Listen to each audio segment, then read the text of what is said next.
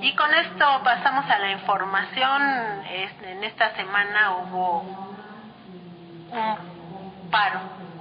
paro que ya se venía vislumbrando, porque ya nos había dicho el maestro, el doctor David Lozano, de la Facultad de Economía de la UNAM y coordinador y fundador de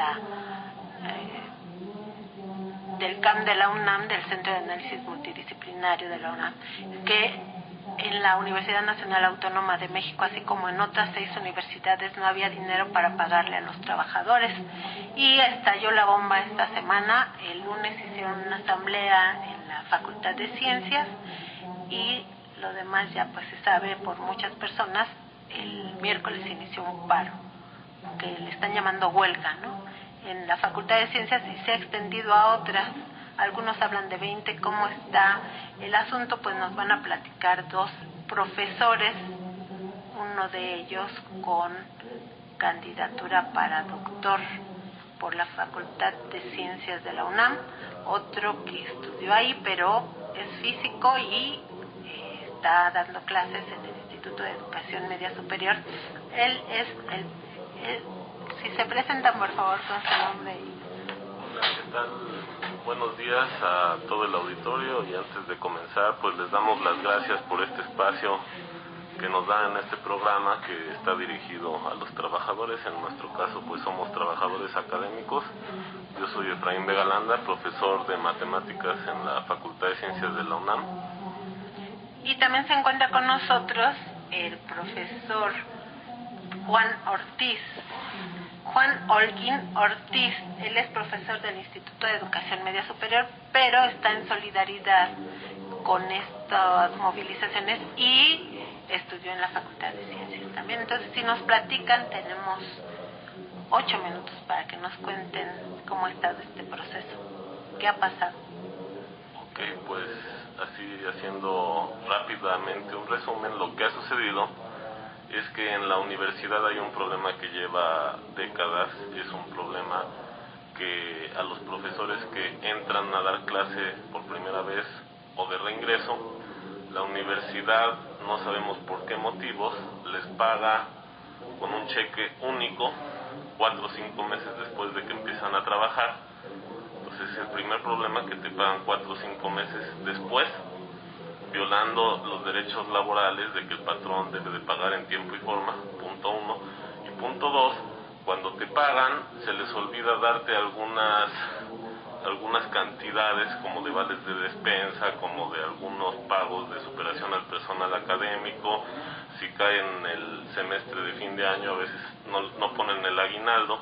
Entonces llevan décadas dando unos pagos incompletos. Se ordeñan el sobre. Exacto, y hay un trámite que permite reclamar, pero muchos profesores ni se enteran de que existe ese trámite. Y entonces, ¿dónde queda ese dinero? Hay muchas veces profesores nuevos que empiezan a dar clase, que dan clase unos 2 semestres y se van a estudiar al extranjero y ni se enteran, ni tiempo les da de reclamar. Y lo que hay que cuestionar es por qué una universidad que es considerada la mejor universidad del país tiene estas actitudes de pagar de manera incompleta, y pues están violando los derechos laborales. ¿Y dónde queda ese dinero que no es reclamado? Estos problemas tienen décadas, y la gota que derrama el vaso se da en la pandemia, porque mucha de la gente que da clases en la universidad tiene otros trabajos para ir sobreviviendo, pero en la pandemia esos trabajos pues empezaron a cerrarse, empezaron a tener problemas para voltear a otros lados. Y la UNAM, además de que se tardaba 4 o 5 meses en pagar anteriormente, ahora con el problema de la pandemia pues se tardaba 6 o 7 meses. O sea que entonces se acrecentó el problema y estalló, hizo crisis, y llevamos ya 1 año de pandemia en donde los profesores han tenido que esperar hasta más de un semestre para que les paguen. Está el caso de una profesora de una preparatoria que lleva 1 año, más de 1 año, esperando a que le paguen. Y bueno, esto es lo que está sucediendo, muy marcado en algunas facultades como ciencias, economía, ciencias políticas, y hay Nuestro cálculo es que hay algunos miles de profesores que hemos sufrido estas situaciones durante este último año en la pandemia. Así es. Bueno, la Facultad de Ciencias se ha distinguido, curiosamente, de ser muy aguerrida. Incluso es famosa porque en los años 70 le dio una pedrada al entonces presidente Luis Echeverría, ¿no? Que llegó ahí a hacer un recorrido y pues salió con un pedradón en la cabeza. Pero, ¿por qué empieza ahí el movimiento? Uno esperaría que fueran otras facultades donde tienen más orientación social y no, está ya en ciencias. Sí, yo creo que se debe a dos cosas. Una, que sí tiene una tradición de lucha, como bien lo mencionas, y otra, que posiblemente esta condición inicial de profesores de nuevo ingreso y de reingreso posiblemente también esté un poco más elevada en ciencias.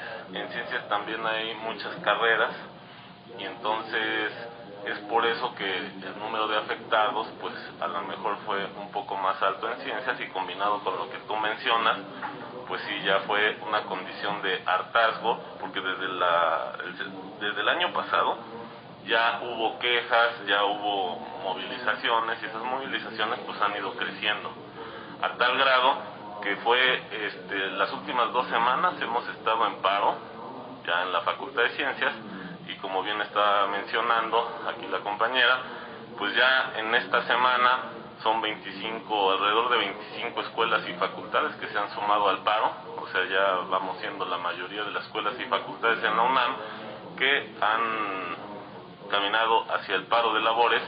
Hemos tenido una respuesta estudiantil muy grande, porque los estudiantes se han dado cuenta que lamentablemente hay 2 clases de profesores. Una que a lo mejor anda sobre el 15%, que son los profesores que tienen plaza de tiempo completo, que tienen estabilidad laboral y que, hay que decirlo así, que ganan, pues digamos que algo adecuado, bien en algunos casos, y en algunos otros, dentro de su 15%, hay algunos que ganan más que el presidente, hay que decirlo, y alrededor del 80% de los profesores pues ganamos 800 pesos a la quincena de salario base por dar un curso a nivel universitario. 800 pesos a la quincena. A la quincena. Pues no es nada, o sea, para los pasajes, ¿no? Exacto, para los pasajes. Y todavía hay algunos directores, como el de la Facultad de Derecho, que en estos días pues dijeron que los universitarios tenían que dar clase de corazón, o sea, refiriéndose a los que estamos en movimiento, él ganando más de 130,000 pesos, diciendo que había que dar clases. ¿Quién dijo eso? El director de la Facultad de Derecho. Pues que done algo de corazón para los profesores. Sí, pues que le cambiamos el salario y que siga ahí la estafeta, que trabaje un par de años así de corazón para que a ver si sigue opinando lo mismo, ¿verdad? Así es. Bueno, Alguín, tú nos mandaste aquí un escrito que vamos a publicar en nuestro portal www.frecuencialaboral.com, pero lo vamos a complementar con los datos que nos estás dando, porque pues este dato es interesante. 8 de cada 10 maestros están en condiciones de precariedad laboral, ¿no? O sea, pues literalmente trabajan por amor al arte, por hacer puntos, me imagino, en su currículum, porque luego en otros lados te dicen, si no has dado clase no te aceptan, ¿no? En ningún lado. Entonces es un círculo vicioso. Carlos Guillén nos ha estado informando de esta situación de la precariedad laboral. Pues sí, en efecto, se pensaría que la precariedad se da únicamente en la informalidad o en actividades poco calificadas. No, en realidad en el mundo académico hay tremenda precariedad. Bueno, precisamente uno de nuestros invitados de esta mañana trabaja como técnico y es un doctor en ciencias. Así, en medio minuto, explícanos para el auditorio que tal vez no entienda el concepto, ¿qué es precariedad laboral? Sí. Según la Organización Internacional de Trabajo, definen el trabajo decente como aquel que tiene un salario adecuado, que tiene seguridad social, que tiene medios para participar en la discusión, en la definición de las actividades, etcétera. Bueno, en el caso de muchos profesores no tienen estabilidad en el empleo, como nos señalan los compañeros, no hay definitividad en el trabajo, no tienen seguridad social, puesto que están trabajando solo temporalmente, y no tienen medios para participar en la discusión con el patrón de una manera adecuada.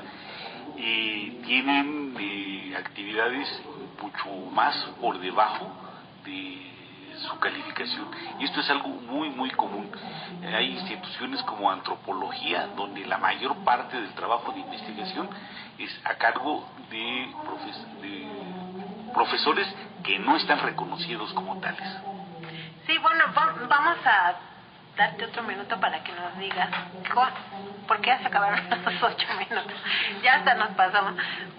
¿Cuál es la perspectiva del movimiento? Es un movimiento que surge de la indignación, de la falta de decencia hacia las personas que están entregando pues sus conocimientos, su vida, su esfuerzo a la enseñanza universitaria. ¿Cuál es, digamos, para los próximos días el rumbo de este movimiento? Ok, rápidamente, pues el rumbo de este movimiento será definir un pliego petitorio general. Ya tenemos el de ciencias, que sintetiza todo este malestar en torno a la precariedad laboral, y rápidamente pues vamos a pedir como los puntos urgentes, pues un aumento salarial. Bueno, antes del aumento salarial, que paguen a todos los que no les han pagado completo, que se comprometan a que esto no volverá a suceder, que den un vale para el trabajo en casa, porque hemos estado trabajando poniendo de nuestro dinero para el internet, el teléfono, etcétera. Es como un albañil que cada vez que fuera a la obra tendría que llevar su bulto de cemento de su dinero para hacer la cimentación del edificio. Entonces vamos a exigir ese pago de la universidad por el home office y pues un aumento salarial. Esos son los puntos y trabajo que de base, ¿no? Basificación, sí, también, por mérito. Sí, que se tomen en cuenta esos elementos que estás diciendo para unas posibles basificaciones, que haya un aumento del número de horas, porque además te limitan el número de horas y entonces no hay acceso a una buena cantidad de presupuesto universitario, que solo se reparten entre profesores de tiempo completo, que son los apoyos PAPIME, PAPIT, en donde a veces se dan 200,000 pesos al año para hacer algún proyecto académico, por ejemplo. Los profesores de asignatura ayudante nos dejan fuera. Entonces igual y también pelear por una redistribución del presupuesto universitario, porque la UNAM está sostenida por el 80% de profesores que estamos en esta clase de profesores de asignatura y ayudantes, y el presupuesto universitario se reparte más bien entre ese 15% que les decimos. Hay que luchar para eso, para que se redistribuya la asignación del presupuesto, más de 43,000 millones de pesos al año, más incluso que el presupuesto de algunos estados y secretarías. O sea, no es falta de dinero, es que no quieren pagar, alguien está jineteando ese dinero. Sí, efectivamente, es algo muy raro. ¿Dónde queda ese dinero?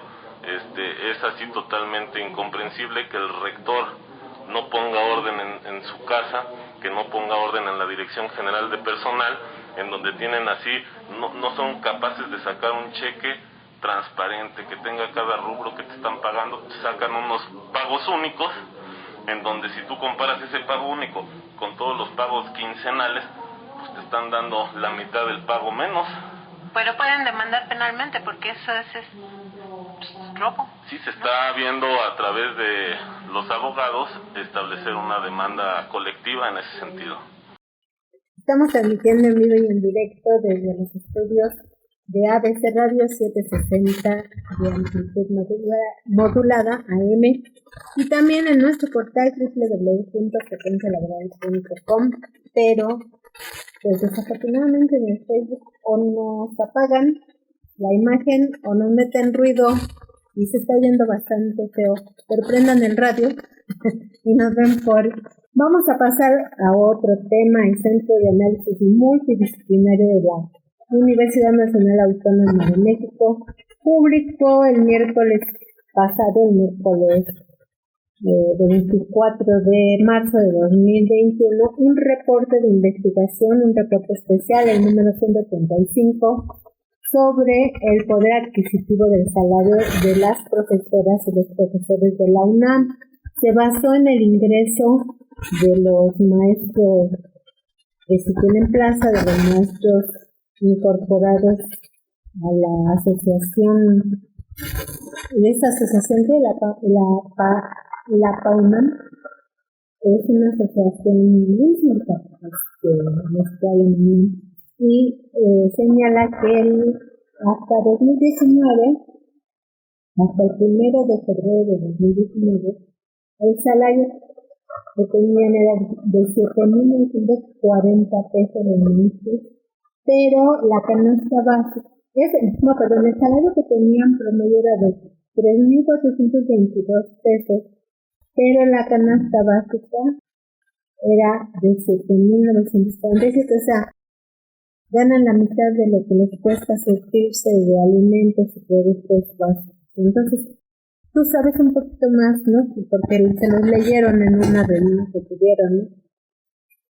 Y bueno, ese estudio muestra cómo en estos últimos 19 años que marca más o menos el intervalo, pues ha disminuido el poder adquisitivo. Ponen algunas gráficas de lo que se compraba, por ejemplo, de bisteces hace 19 años y lo que se compra de bisteces el día de hoy con el salario, y pues resulta que básicamente comprabas hace 19 años el doble de kilos de bistec con el salario de lo que compras ahora, ¿no? Entonces es como ese tipo de gráficas hacen que comparan tu salario con algún bien de primera necesidad. En este caso lo hacen con bistecs, y pues ahora puedes comprar la mitad de los bisteces que comprabas hace 20 años. En resumen, y para que se entienda rápido, eso es lo que está sucediendo con el poder adquisitivo, y obviamente pues no alcanza para tener una